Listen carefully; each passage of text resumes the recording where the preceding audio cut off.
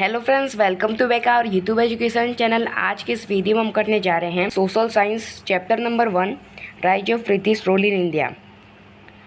Since the ancient period, पुराने समय से इंडिया हैज़ एन्जॉयड, इंडिया जो है वो एन्जॉय कर रहा है incomparable position in the whole world due to क्योंकि it's economic, cultural and religious inheritance, क्योंकि उसके पास इतना पैसा है, उसकी जो संस्कृति है वो बहुत पुरानी है, ठीक है, और उसके अंदर अलग अलग धर्म के लोग रहते हैं, ठीक है।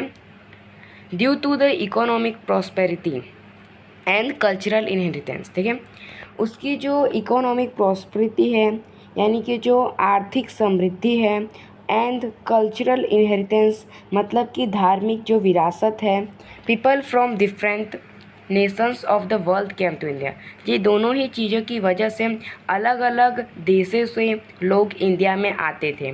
There was a lot of demand for the Indian spices, जो इंडियन स्पाइसेस भारतीय मसाले हैं उनकी बहुत ही ज़्यादा डिमांड थी।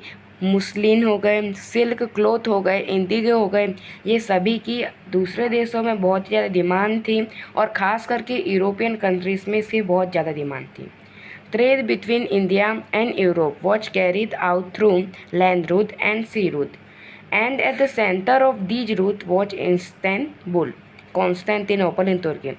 अब इंडिया और यूरोप के बीच में जो ट्रेड था, ठीक है, वो लैंड रूट यानी कि ज़मीन के रास्ते से और पानी के रास्ते से दोनों से होते हुए जाता था, ठीक है। और ये दोनों ये जो रास्ता है इंडिया और यूरोप के बीच का, उसके बीच में आता है इस्तांबुल, कॉन्स्टेंटिनोपल, जो कि तुर्की में है, और वहाँ से होते हुए लोग इंडिया में आते थे। तो फिर जब कॉन्स्टेंटिनोपल को 1453 में तुर्किश मुस्लिम्स ने जीत लिया, तो फिर क्या हुआ, the sea route through Constantinople was close for the Europeans. तो फिर जो कॉन्स्टेंटिनोपल का जो रास्ता है, कॉन्स्टेंटिनोपल से होते हुए इंडिया में आने का जो रास्ता है, वो बंद कर दिया गया यूरोपियंस के लिए, ठीक है।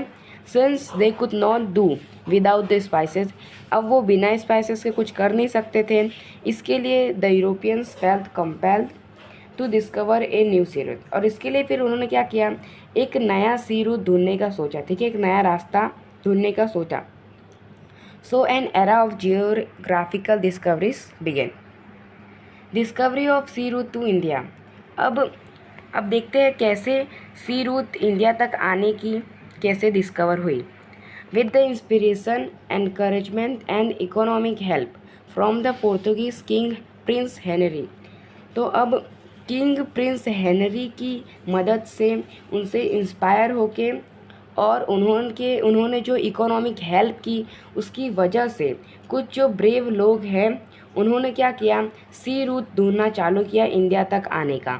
Many great man tried to discover sea route, बहुत ही ज़्यादा महान लोगों ने सी रूट को ढूंढना चालू किया इंडिया तक आने का, जैसे कि उनके नाम हैं बार्थोलोमेव डिएज, जिन्होंने cap of good hope discover किया, ठीक है।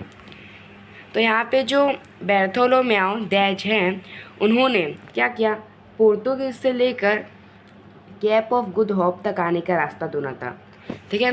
और फिर उसके आगे क्या हुआ, उसके आगे with the economic assistance from the king of Spain, और फिर जो स्पेन के जो किंग हैं उन्होंने अपनी तरफ से कुछ पैसा लगाया, और अपनी तरफ से पैसा लगा के उन्होंने क्रिस्टोफर कोलंबस, ठीक है, उन्होंने फिर ढूंढना चालू किया नया सी रूट इंडिया तक आने का, which again came to a stop at an island, ठीक है। अब पहले जो बार्थोलोमेव डिएज हैं उन्होंने कैप ऑफ गुड होप तक ढूंढा था, फिर उसके बाद जो आए क्रिस्टोफर कोलंबस, उन्होंने फिर वापस ढूंढा और वो एक आइलैंड तक आए, ठीक है।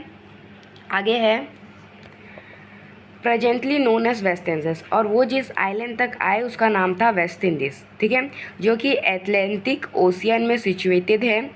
Columbus who had believed through, अब जो कोलंबस है जिन्होंने एक वेस्ट इंडीज़ जो कि जिसकी खोज की थी, वो ऐसा मानते थे अपनी पूरी ज़िंदगी भर कि उन्होंने एक नया सी रूट फाइंड कर लिया इंडिया तक आने का, has actually discovered a new land.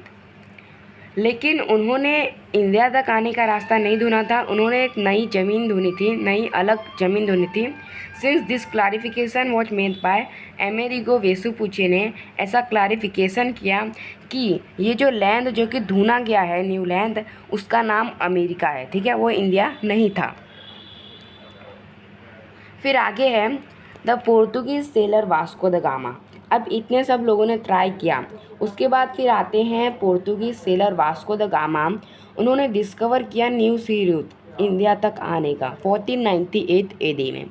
Van he reach the Calicut, जब वो कैलिकट में पहुँचे, ठीक है, in the western coast of India, Bharat के वेस्टर्न कोस्ट पे, मतलब वेस्टर्न भारत की जो वेस्ट साइड है उसके नदी के किनारे पे। He has welcomed by the king Zamorin. अब वहाँ के राजा थे किंग जैमोरिन, जिन्होंने उनका वेलकम किया and allowed to carry out business है, और उनको अलो किया कि वो वहाँ बिजनेस कर सकते हैं। Thus this is considered as an important event, और इसको एक इम्पोर्टेंट इवेंट माना जाता है इन द वर्ल्ड, पूरी दुनिया में। एज दिस क्योंकि इसने ओपन कर दिया डोर्स फॉर अदर यूरोपियंस, अलग अलग यूरोपियंस को भारत में आने का। तो इसी के साथ आपका पार्ट 1 फिनिश होता है। मिलते हैं अगले पार्ट में। अगर आपको हमारा वीडियो अच्छा लगा तो इसे लाइक, सब्सक्राइब एंड शेयर कीजिए। मिलते हैं अगले वीडियो में। जय हिंद, जय भारत।